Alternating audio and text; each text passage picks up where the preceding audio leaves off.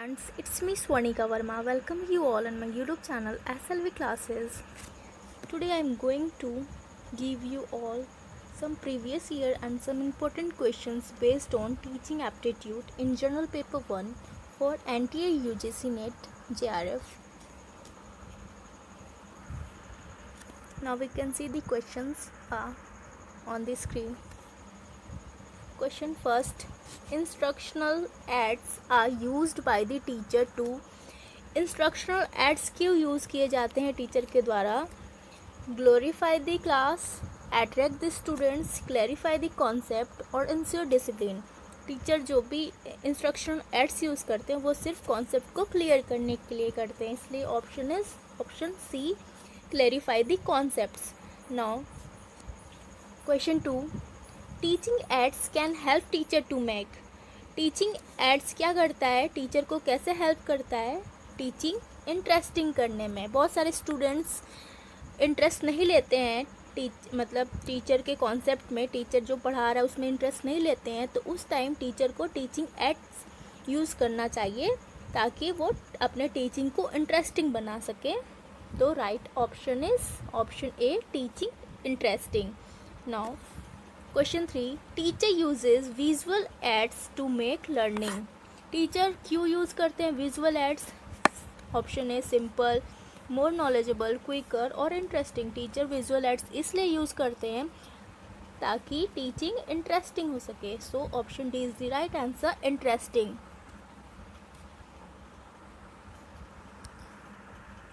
Now come to fourth question. Which of the following statements about teaching aids are correct. इसमें से कौन कौन से टीचिंग एड्स के स्टेटमेंट्स करेक्ट हैं? They help in relating concept for longer duration, they help students learn better, they make teaching learning process interesting, they enhance rote learning. इस सारे options, इस सारे स्टेटमेंट्स में से statement 1, statement 2 and statement 3 is right.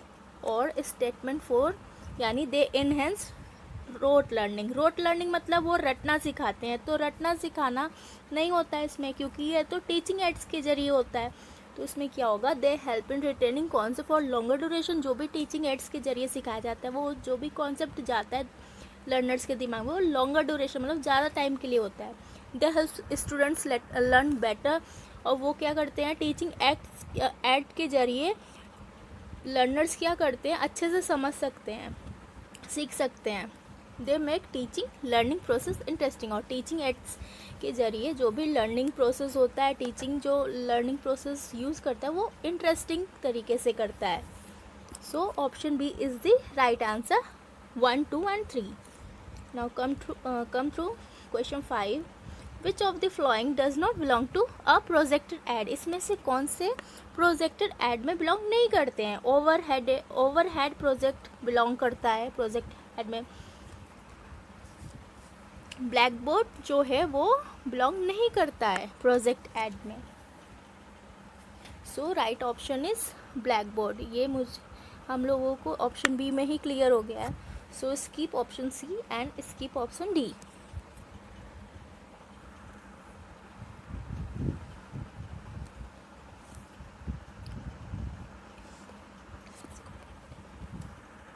Now come to option 6. An effective teaching ad is one which. effective teaching क्या है? यहाँ पर is होगा. is colorful and good looking, activates all faculties, is visible to the students, easy to prepare and use. Effective teaching add. Teaching add के जरिए क्या होता है कि लर्नर्स क्या करते हैं, सीखते हैं. ऑडियो विजुअल दोनों तरीके से सारे सेंस ऑर्गन्स उनके काम करते हैं. तो इसमें option B is the right answer, मतलब इसमें ऑप्शन बी राइट होगा. एक्टिवेट ऑल फैकल्टीज़, वो एक्टिवेट करते हैं सारे फैकल्टीज़ को. Now come to question 7. Visual aids provide stimulation through.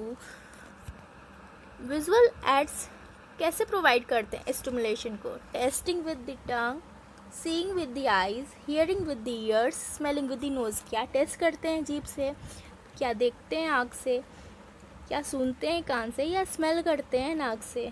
तो विजुअल, यानी ये विजुअल वर्ड से हम लोग क्या समझते हैं, ये रिलेटेड टू विज़न है, मतलब विज़न रिलेटेड टू आई, तो हम लोग आँख से देखते हैं. So the right option is option B, seeing with the eyes. Now come to question 8. Which of the following belongs to the projector aid? जो इसके पहले क्वेश्चन था वो नहीं बिलोंग करता था प्रोजेक्टर एड को, और ये वाले क्वेश्चन में क्या है कि प्रोजेक्टर एड को बिलोंग करता है. तो ब्लैक बोर्ड तो नहीं होगा, ऑप्शन बी भी नहीं होगा, ऑप्शन डी भी नहीं होगा. So right option is option C, epidiascope. Now question 9. Spatial audio reproduction in a classroom can reduce the students. Spatial audio reproduction classroom में यूज़ किया जाता है, वो क्या करता है? reduce the students cognitive load in understanding, मतलब ज्ञान से रिलेटेड जो भी जानकारी होती है वो समझने में रिड्यूस कर देता है. It means option D is the right answer. Cognitive load in understanding, cognitive हम लोगों को पता है कि जो भी ज्ञान संबंधित होता है, नॉलेज से रिलेटेड होता है, वो कॉग्निटिव में आता है. तो मतलब जो भी नॉलेज से रिलेटेड होता है, लोड समझने का, वो रिड्यूस कर देता है स्पेशियल ऑडियो रिप्रोडक्शन के जरिए जो क्लासरूम में करवाया जाता है. Now question 10. TV is superior to radio as a teaching aid because it TV क्यों superior है रेडियो से? क्योंकि वो कॉस्टलियर है, महंगा है. Invites two senses, hearing and vision simultaneously, leading to more accurate form of learning. Now C is generally liked by pupils, all of the above. Option B is the right answer. Option B में क्या बता रहा है कि invite to senses hearing, मतलब इसमें दो sense use होते हैं. पहले तो हियरिंग यानी सुनने का, और दूसरा देखने का, दोनों एक साथ होता है. तो इससे क्या होता है कि लर्नर ज़्यादा से ज़्यादा अच्छे तरीके से सीख सकते हैं. और रेडियो में सिर्फ स्टूडेंट क्या करते हैं, सुन सकते हैं, लेकिन टीवी में वो सुन भी सकते हैं, देख भी सकते हैं और अच्छे से सीख भी सकते हैं. So option B is the right answer. Question 11. Audio aids provide stimulation through. Audio aids क्या प्रोवाइड करता है? Seeing with the eyes, smelling with the nose, hearing with the ears, feeling with the skin. Audio aids क्या provide करता है? Hearing with the ears. Audio means सुनना. कोई भी चीज़ हम सुनते हैं तो वो किसके जरिए सुनते हैं? अपने कानों के जरिए. So right option is option C, hearing with the ears. Now come to question 12. Use of radio for higher education is based on the presumption of. higher education में रेडियो को क्यों यूज़ किया जाता है? Enriching curriculum based instruction, replacing teacher in the long run, everybody having access to a radio set, other means of instruction getting outdated. Radio को higher education में क्यों use किया जाता है? उसका प्रिजम्पशन क्या है, उसका अनुमान क्या है? तो ऑप्शन सी क्या है? Everybody having access to a radio set, सभी लोग रेडियो को एक्सेस कर सकते हैं, इसलिए हायर एजुकेशन में ये प्रिजम्पशन है कि यूज़ किया जाता है उसको.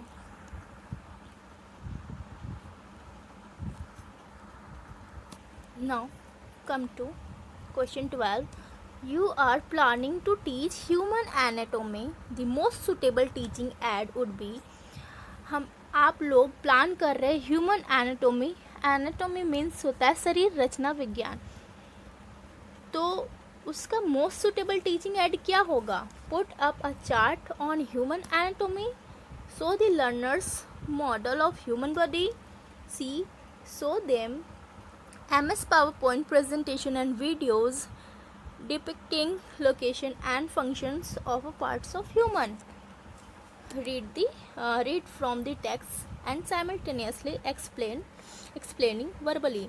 So option C is the right answer. Option C में क्या है कि शो करेंगे उनको MS PowerPoint प्रेजेंटेशन शो करेंगे और कुछ वीडियोस दिखाएंगे और उसमें ह्यूमन बॉडी के पार्ट्स ऑफ ह्यूमन बॉडीज़ के फंक्शंस जो होते हैं वो दिखाएंगे. इससे क्या होगा कि टीचिंग एड हम लोगों का बहुत इंटरेस्टिंग होगा और सारे स्टूडेंट, सारे लर्नर क्या होंगे, अपना इंटरेस्ट दिखाएंगे.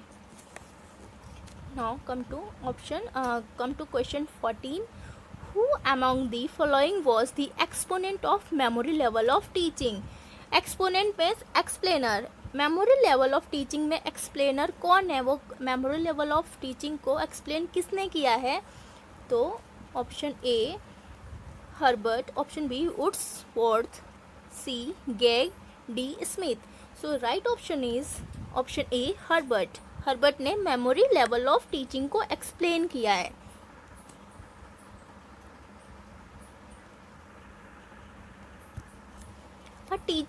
Now come to question 15. A teacher uses audio visual aids and physical activities in her teaching because they.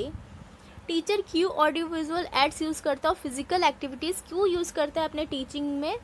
क्यों? Option A provide a diversion to learner, option B utilize maximum number of senses to enhance learning, provide relief to the teacher, facilitate effective assessment. So the right option is option B, utilize maximum number of senses to enhance learning. मतलब वो teaching aids के ज़रिए वो ज़्यादा से ज़्यादा utilise करवा सकते हैं सेंसेस को कि वो अपने लर्निंग को बढ़ा सकें ये स्टूडेंट के अंदर, लर्नर के अंदर. Now come to question 16. Which of the following is the least important aspects of teachers role in guidance of learning? इसमें से सबसे कम लीस्ट इम्पॉर्टेंट कौन सा है टीचर का रोल गाइडेंस ऑफ लर्निंग में? मतलब लर्निंग को जो गाइड किया जाता है उसमें सबसे लीस्ट यानी सबसे कम इम्पॉर्टेंट कौन सा रोल है? We can see option B, C, D. Option B हम लोग देखेंगे the provision of encouragement and moral support, ये ऑप्शन इम्पॉर्टेंट है. C provision of continuous diagnostic and remedial help, ये भी इम्पॉर्टेंट है. The development of insight into what constitute an adequate performance, ये भी थोड़ा इम्पॉर्टेंट है. बट इसमें से option A the development of insight to overcome the pitfalls and obstacles. Pitfall means क्या होता है? नुकसान, और ऑब्स्टेकल्स मतलब बैरियर यानी रुकावट. ये डेवलपमेंट करने का स्टूडेंट के अंदर, लर्नर के अंदर ऐसा कुछ इम्पॉर्टेंट नहीं है. तो ऑप्शन ए क्या होगा? ये लिस्ट इम्पॉर्टेंट है. So right option is option A the development of insights to overcome the pitfalls and obstacles. Now come to question 17. Which of the following objectives are part of cognitive domain Bloom's taxonomy? Cognitive domain से हम क्या समझते हैं कि जो knowledge से related हो, जो ज्ञान संबंधित रिलेटेड होगा वो कॉग्निटिव डोमेन में आएगा ब्लूम्स टैक्सोनॉमी में. So we can go through following objectives. मतलब हम लोग देख सकते हैं कि क्या क्या ऑब्जेक्टिव्स गिवन है, उसमें से हम लोगों को चूज़ करना है कि कौन सा सही और कौन सा रॉन्ग है. So first objective knowledge, second application, third analysis, fourth comprehension, 5 synthesis, and last one is evaluation. So we can see all of the following objectives are the part of cognitive domain in Bloom's taxonomy. मतलब ये सारे जो हैं, जो सारे के सारे given है, ये सारे cognitive domain के ही objectives हैं. So the right option is option D, all of these. It means knowledge, application, analysis, comprehension, synthesis and evaluation. Now come to question 18. A competent teacher must have a sound knowledge in right order. एक सक्षम teacher को अपने subject में अच्छी जानकारी होनी चाहिए. कौन से ऑर्डर में होनी चाहिए? First one is practice, concept, theory and research. Second, theory, research, concept and practice. Third, concept, theory, practice and research. And last one is research, practice, concept and theory. तो एक सक्षम टीचर को अच्छी जानकारी किस ऑर्डर में होनी चाहिए? सही ऑर्डर क्या है? कॉन्सेप्ट होना चाहिए, फिर थियोरी, फिर practice and after that research. It means the right order क्या होगा? Option C, concept, theory, practice and research. Now come to question 19. Given below are two statements, one labeled as assertion A and other labeled as reason R. Assertion क्या दिया है? Philosophy helps in determining aims of education. Philosophy क्या determine करता है? M, education के M को determine करता है. और उसका रीज़न क्या है? ये एक अनुमान है, वो असर्शन, परसेप्शन बता रहा है. सो उसका रीज़न क्या है? Education depends mostly on philosophy. क्या एजुकेशन डिपेंड करता है फिलोसफी पे? यस, एजुकेशन तो डिपेंड करता है फिलोसफी पे. मोस्टली मतलब मैक्सिमम केसेस में क्या होता है कि एजुकेशन जो है वो डिपेंड करता है फिलोसफी पे. So we can go through question. In the content of two statement which of the following is correct. इसमें से कौन कौन से करेक्ट हैं? Option A, both A and B are true, both A and B are false, A is true but R is false, A is false but R is true. So the right option is option A, both A and R are true. मतलब option A में क्या बता रहा है कि ए मतलब assertion और reason दोनों ही सही है. मतलब जो परसेप्शन बता रहा है वो भी राइट है, और जो उसका कारण बता रहा है और जो उसका रीज़न बता रहा है वो भी राइट है. मतलब दोनों एक दूसरे से रिलेट कर रहे हैं यहाँ पर. So the right option is option A, both A and R are true. Now question 20.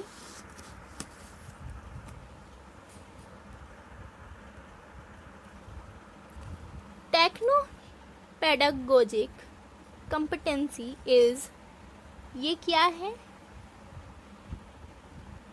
Techno pedagogic क्या है? A, a competence to develop techno pedagogy system in education, a science of using technology in teaching, a technique of combining principles of technology and principles of teaching. Option D, a set of skills of interviewing technology into teaching and learning both scientifically and aesthetically.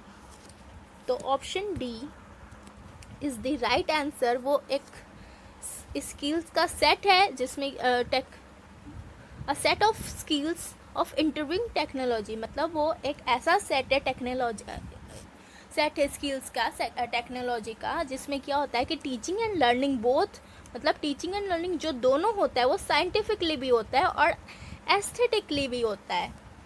So the right option is D. Now come to question 21. If on a certain day you are very tired and not in the mood to teach students in the class, what will you do? Means assume कीजिए, imagine कीजिए कि अगर आप teacher हैं और आप बहुत ज़्यादा थके हुए हैं और आपका मूड नहीं है पढ़ाने का, तो उस समय आप क्या करेंगे? First, free children and send them home. क्या अपने स्टूडेंट को फ्री करके घर भेज देंगे? Option B, request your colleagues to teach children in your place. अपने कलीग्स यानी अपने स्टाफ से बोलेंगे, जो भी आपके कलीग्स होंगे वहाँ पर, कि मेरे स्टूडेंट को आप पढ़ा दीजिए मेरी जगह पर.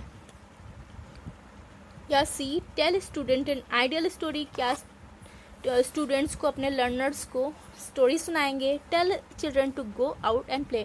या तो अपने स्टूडेंट को खेलने के लिए भेज देंगे. So the right option is option B, request your colleagues to teach children in your place. अपने कलीग्स को रिक्वेस्ट करेंगे कि वो आपके चिल्ड्रन को पढ़ाए आपके प्लेस पे, क्योंकि आप टायर्ड हैं और आपका मूड नहीं है पढ़ाने का. आप नॉट वेल है, फीलिंग वेल, मतलब अच्छा फील नहीं कर रहे हैं.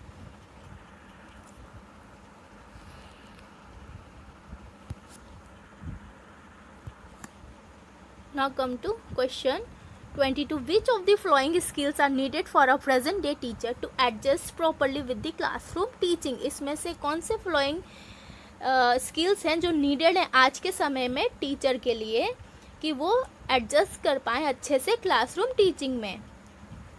First one is knowledge of technology. क्या टीचर को टेक्नोलॉजी का नॉलेज होना चाहिए? इससे क्या वो अपने लर्नर्स को, अपने स्टूडेंट को अच्छे से पढ़ा सकते हैं। अगर सिर्फ वो टेक्नोलॉजी का नॉलेज रखेंगे तो वो सिर्फ कंप्यूटर और अदर टेक्नोलॉजी के बारे में ही बता सकते हैं। सो ऑप्शन 1 को काट दीजिए, ये गलत है। Now come to step second, use of technology in teaching learning. हाँ, हम लोग यूज़ कर सकते हैं टेक्नोलॉजी का टीचिंग में। Now third, knowledge of students needs. Students knowledge of students need मतलब कि स्टूडेंट के नीड के हिसाब से नॉलेज होना चाहिए। हाँ, स्टूडेंट्स को जैसी भी नॉलेज चाहिए, जैसा भी वो समझना चाहता है, टीचर को वैसा ही उसको समझाना पड़ेगा। कंटेंट्स मास्टरी, और टीचर के कंटेंट जो है वो अच्छे होने चाहिए, उसमें वो मास्टरी होना चाहिए, अदरवाइज वो अच्छे से क्लियरली स्टूडेंट का डाउट क्लियर नहीं कर पाएगा। So we can go through options. Option A 1 2 नहीं होगा, ऑप्शन बी 2nd 3rd नहीं होगा, option C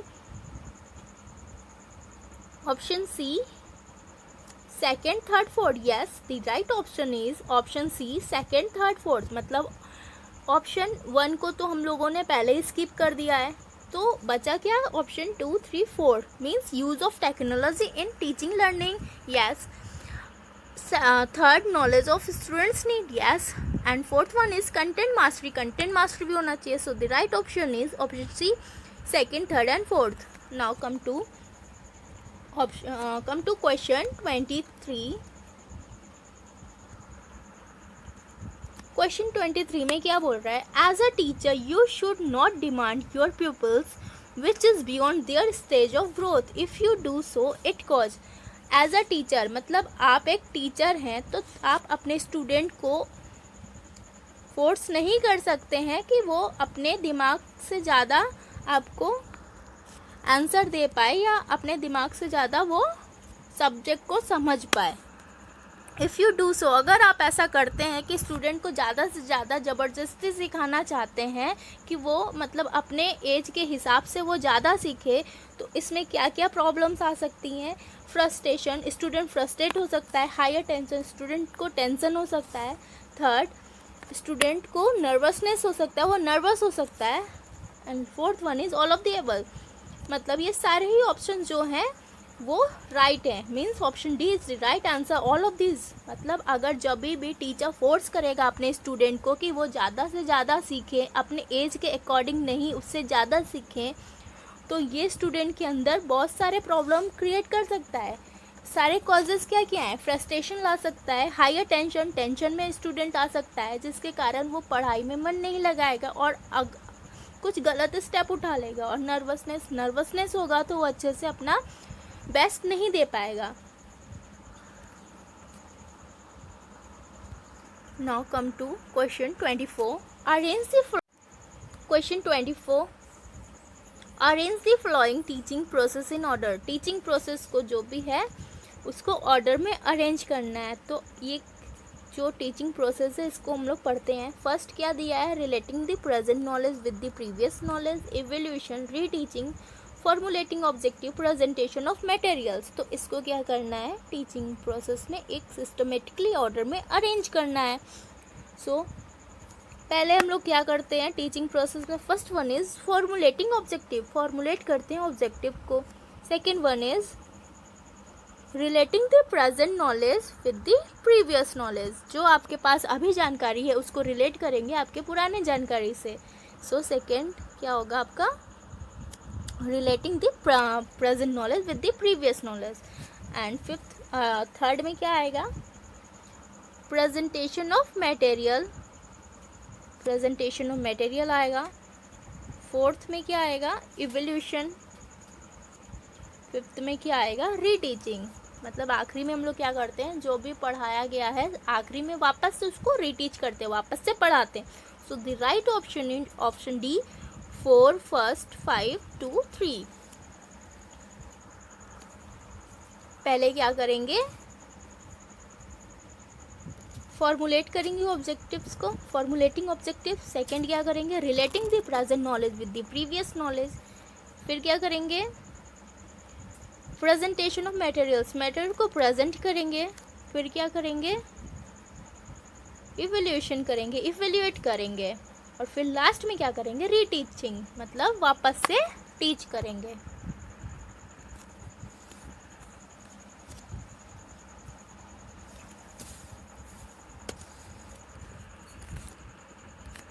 Come to question 26. Come to question 25. At which of the following teaching levels classroom environment is required to be sufficiently open and independent? कौन से teaching level में classroom environment जो है एकदम open होता है और इंडिपेंडेंट होता है, मतलब खुला हुआ होता है और स्वतंत्र होता है? Memory level, understanding level, reflective level and all of these. इसमें से किसमें इन्वायरमेंट क्या होता है, open and independent? So the right option is reflective level. Reflective level में क्या होता है, class environment is required to be sufficiently open and independent. Now come to question 20. Now come to question 6. By which trait of the teacher the students are generally impressed? कौन से trait से teacher के student जो हैं impress जल्दी होते हैं? His knowledge learning, his high moral character, his tough discipline और हिज रिलेशनशिप विद प्रिंसिपल। अगर कोई स्टूडेंट टीचर को देखता है तो फर्स्ट पर्सनालिटी उसकी देखता है, फिर वे ऑफ टॉकिंग देखता है, उनके पढ़ाने का तरीका देखता है और उनकी पॉजिटिवनेस देखता है कि इस टीचर कितना मोटिवेट कर रहा है टीचर्स को, लर्नर्स को। ये सारे जो है हाई मोरल कैरेक्टर में आते हैं, तो स्टूडेंट उनके टीचर के कैरेक्टर से जल्दी इम्प्रेस्ड होता है। सो the right option is his high moral character. Now question 27. Which of the flowing depicts the nature of teaching? इसमें से कौन सी नेचर ऑफ टीचिंग है? Teaching is a dynamic, social and human in nature. Teaching has diverse application. Teaching is an interactive process. Last one is all of the above. So the right option is option D. All of these means all the three options are the nature of teaching. So teaching is a dynamic, social and human in nature. Teaching has diverse application. Teaching is an interactive process also. So the right option is option D. All of the above. Now come to question 28. If majority of students in your class are weak, you should. अगर majority आपके class में student की week है, मतलब बच्चे कमज़ोर हैं आपके क्लास में ज़्यादा, तो आप उनको क्या करेंगे, कैसे पढ़ाएंगे? Not care about intelligent student, बुद्धिमान स्टूडेंट पे केयर नहीं करेंगे, सिर्फ और सिर्फ वीक स्टूडेंट को ध्यान देंगे। Keep your speed of teaching fast so that students comprehension level में इंक्रीज। अपनी टीचिंग लेवल को इतना फास्ट कर देंगे कि उसको देख के स्टूडेंट का इंक्रीज हो जाए level. Keep your teaching slow, अपनी टीचिंग को स्लो कर देंगे। No, D option, keep your teaching slow along with some extra guidance to the bright peoples. Option D में ये बोल रहा है कि वीक स्टूडेंट के अकॉर्डिंग आप अपनी टीचिंग को स्लो करेंगे, बट वाइस स्टूडेंट यानी बुद्धिमान स्टूडेंट के लिए, जो ब्राइट स्टूडेंट है उनके लिए आप एक्स्ट्रा गाइडेंस देंगे कि दोनों ही रेशियो बराबर हो, मतलब वाइस को भी आप प्रॉपरली देख सके और वीक स्टूडेंट को भी प्रॉपरली देख सके। So the right option is option D, keep your teaching slow along with some extra guidance to bright peoples. Now come to question 29. A teacher who is not able to draw the attention of his student should. अगर teacher अपने student का attention नहीं draw कर पा रहा है तो teacher क्या करेगा? Find fault in his peoples, गलती निकालेगा अपने स्टूडेंट में। Evaluate his teaching method and improve it, अपने टीचिंग मेथड को इम्प्रूव करेगा और इवेल्यूएट करेगा। C, start dictating, dictating start करेगा। रिज़ाइन फ्रॉम द पोस्ट, क्या रिज़ाइन कर देगा टीचर? अगर स्टूडेंट को नहीं समझा पा रहा है तो टीचर को रिज़ाइन कर देना चाहिए। नो, रिज़ाइन नहीं करेगा। So the right option is option B, evaluate his teaching method and improve it, मतलब वो अपने टीचिंग मैथड को इवेल्यूएट करेगा और उसको इम्प्रूव करेगा ताकि बच्चे ज़्यादा अच्छे से समझ पाएँ और ताकि उनका अटेंशन वो ले सकें teacher. So the right option is option B. Now come to question 30. A smart class is a teaching space which has, smart class में क्या क्या होना चाहिए? Smart portion with a touch panel control system, PC, laptop connection and DVD VCR player, document camera and specialized software, projector and screen. Select the correct answer from the quotes given below. तो इसमें से जो भी codes given है उसमें से correct code देखना है। तो हम लोग क्या करेंगे, पहले देखेंगे कि स्मार्ट क्लास में क्या क्या चीज़ नेसेसरी है। Smart portion with a touch panel control system होना चाहिए। First one is right. PC, laptop connection and DVD VCR player ये भी होना चाहिए। Document camera and specialise software ये भी प्रॉपरली होना चाहिए। Projector and screw. एक प्रॉपर स्मार्ट क्लास के लिए ये सारी चीज़ें नेसेसरी होनी चाहिए टीचिंग स्पेस के लिए। सो the right option is option D, 1 2 3 4। अगर ऑल ऑफ दीज यहाँ पर होता तो वो भी राइट ऑप्शन होता, बट आपको कंफ्यूज करने के लिए ये ऑप्शन डी में 1 2 3 4 दिया है। सो the right option is option D, मतलब चारों ही ऑप्शन जो हैं वो सही हैं एक स्मार्ट क्लासरूम के लिए। ये सारे ऑप्शंस जो गिवन है वो राइट है।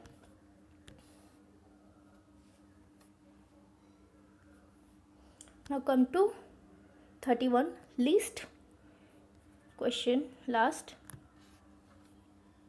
Suppose you are an ambitious teacher. You have high ideals for classroom teaching, but your hard labor gone in vain. The reason underlying this problem may be.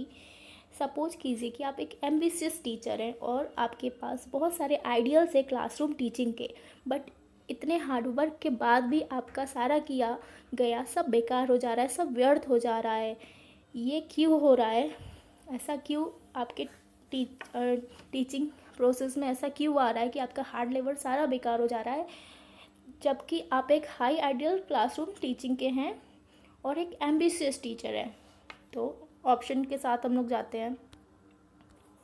Your teaching level is above the ability level of student. आपकी teaching level जो है above है, मतलब ज़्यादा है, ऊपर है ability level of student, मतलब स्टूडेंट जो समझ रहा है उससे ज़्यादा आप उसको समझाने की कोशिश कर रहे हैं। उसमें क्या हो रहा है कि स्टूडेंट कंफ्यूज हो जा रहा है, वो एबल नहीं है आपके लेवल को समझने में। मतलब आप हाई लेवल के हिसाब से अगर अपने स्टूडेंट को समझाएंगे, अपने हिसाब से स्टूडेंट को समझाएंगे कि आपको समझ में आ गया तो आपके स्टूडेंट को भी समझ में आ जाएगा, तो ऐसा बिल्कुल नहीं है।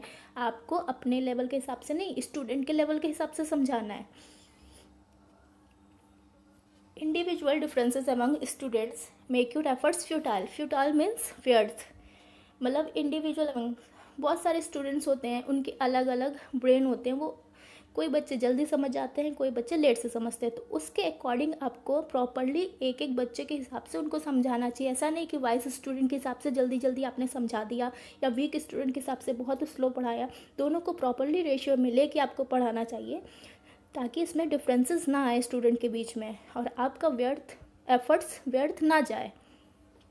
सो the right option is both of the above, मतलब ऑप्शन ए एंड बी दोनों ही सही है। जब आप हार्ड लेवल कर रहे हैं और फिर भी रिजल्ट नहीं आ रहा है तो आपके टीचिंग प्रोसेस में कहीं ना कहीं कोई कमी है। वो कमी क्या है कि आपकी टीचिंग लेवल जो है स्टूडेंट के लेवल से बहुत ज़्यादा है, और या तो आप स्टूडेंट के अकॉर्डिंग उनके डिफरेंसेस को प्रॉपरली नहीं समझ पा रहे कि कौन सा बच्चा कैसा समझ रहा है। So option C, both the above is the right answer. Thank you. If you like my video, please like, subscribe and comment.